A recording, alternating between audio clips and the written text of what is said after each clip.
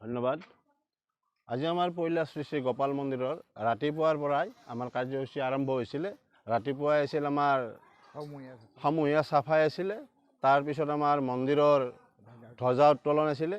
তাৰপিছত আমাৰ মন্দিৰৰ ধ্বজাৰ পিছতে আছিল শ্বহীদ দৰ্পণ অনুষ্ঠান। তাৰপিছত আছিল আমাৰ বৃক্ষৰোপণ অনুষ্ঠান। তাৰপিছত সৰু সৰু ল'ৰা ছোৱালীবিলাকৰ মাজত খেল ধেমালি প্ৰতিযোগিতা অনুষ্ঠিত হৈ যায়। আৰু আবেলিলৈ আমাৰ যেহেতু আমাৰ এইবাৰ 29তম সভা মহোৎসৱ, গতিকে 29খন পতাকাৰে আমাৰ বিশিষ্ট ব্যক্তিসকলৰ দ্বাৰা 29খন পতাকা উত্তোলন কৰা হয়। আৰু এতিয়া সন্ধিয়া আমাৰ হ'ব মন্দিৰৰ বন্তি প্ৰজ্বলন অনুষ্ঠান, দ্বাৰ উন্মোচন।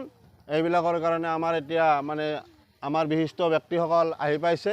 আমি খন্তেক পিছতে আমি মন্দিৰৰ দ্বাৰ উন্মোচন আৰু বন্তি প্ৰজ্বলন কাৰ্যসূচী আৰম্ভ কৰিম।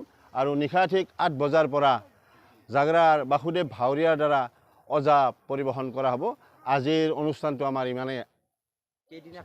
তিনিদিনীয়া কাৰ্যসূচী আমাৰ। তিনিদিনীয়া কাৰ্যসূচীৰে আমাৰ এই সভা মহোৎসৱ পালন কৰা হৈছে। আজি আছিল প্ৰথমটো দিন। অহাকালি আমাৰ বাৰ্ষিক হোম 1000 আহুতিৰে আমাৰ হোম কৰা হ'ব।